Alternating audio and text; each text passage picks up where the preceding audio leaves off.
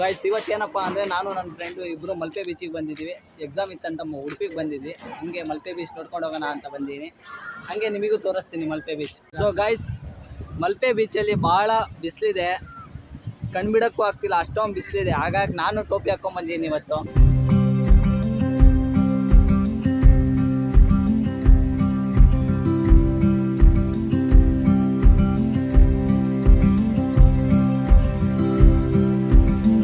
ನೋಡಿ ನಮ್ಮ ಮಲ್ಪೆ ಎಷ್ಟು ಅಲೆಗಳಿಗೆ ಫೇಮಸ್ಸು, ಅಷ್ಟೇ ಆಟಗಳಿಗೂ ಫೇಮಸ್ ಆಗಿದೆ. ಇಲ್ಲಿ ಸುಮಾರು ಆಟಗಳು ಆಟ ಆಡ್ತಿದ್ದಾರೆ ನೋಡಿ, ಅಷ್ಟೇ ಜನಗಳಿದ್ದಾರೆ. ಒಟ್ಟು ಜನ ಅಂತೂ ಒಂದಿನೂ ಕಮ್ಮಿ ಆಗಿಲ್ಲ ಅಂತಿಲ್ಲಿ. ಮತ್ತೆ ಬೇರೆ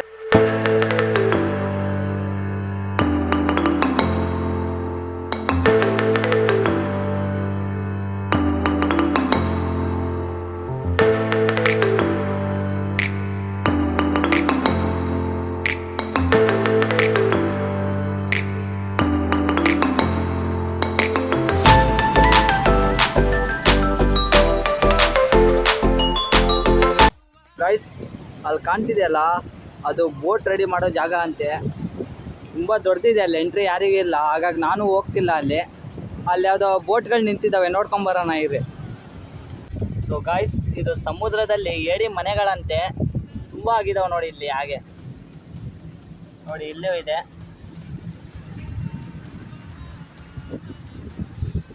ನೋಡಿ ಇಲ್ಲೂ ಇದೆ ನೋಡಿ,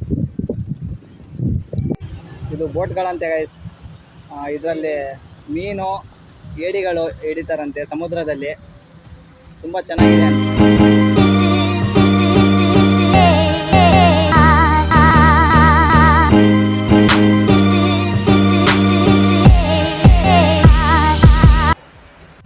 ಸೊ ಗೈಸ್ ಇದೇ ಫ್ಯಾಕ್ಟ್ರಿಯಿಂದ ಎಷ್ಟೊಂದು ಬೋಟ್ಗಳು ಹೊರಗಡೆ ಬರ್ತಿದ್ದಾವೆ ನೋಡ್ರಿ. ಅಲ್ಲಿ ತುಂಬ ಬೋಟ್ಗಳು ಹೊರಗಡೆ ಬರ್ತಿದ್ದಾವೆ ಅವಾಗಲಿಂದ.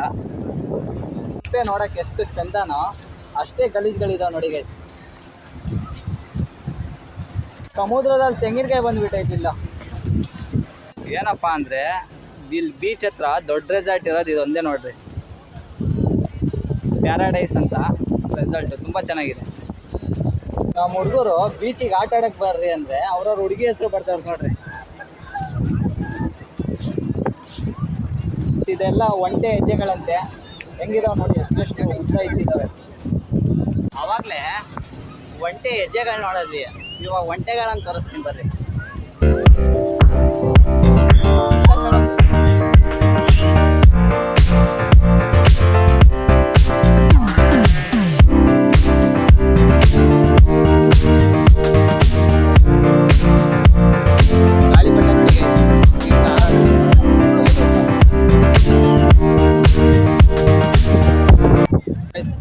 ಹೋಗ್ತಿದ್ದಾರಲ್ಲ ಇವರೆಲ್ಲ ಅಲ್ಲಿ ಬೋಟ್ ಕಾಣ್ತಿದೆಯಲ್ಲ, ಬೋಟು, ಆ ಬೋಟಲ್ಲಿ ಒಂದು ರೌಂಡ್ ಸುತ್ತಾಡಿಸ್ತಾರಂತೆ.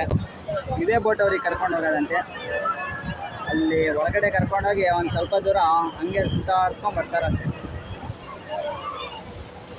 ಸೊ ಗೈಸ್ ನಾನು ಬೀಚಲ್ಲಿ ಇಳಿಲ್ಲ, ಯಾಕಂದರೆ ಫುಲ್ ಬಟ್ಟೆ ಎಲ್ಲ ನೆಂದೋಗುತ್ತಂತ ಬೀಚಲ್ಲೇ ಇಳಿಯೋಕೆ ಹೋಗಿಲ್ಲ.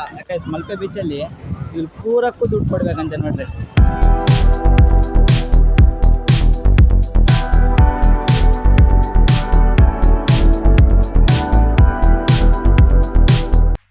ಆಲ್ಮೋಸ್ಟ್ ಎಲ್ಲ ಕವರಿಂಗ್ ಮಾಡ್ಕೊಂಡು ಹೋಗ್ತಾ ಇದ್ದೀವಿ, ಮನೆ ಕಡೆ ಕರ್ಕೊಂಡು ಹೋಗ್ತಾ ಇದ್ದೀವಿ.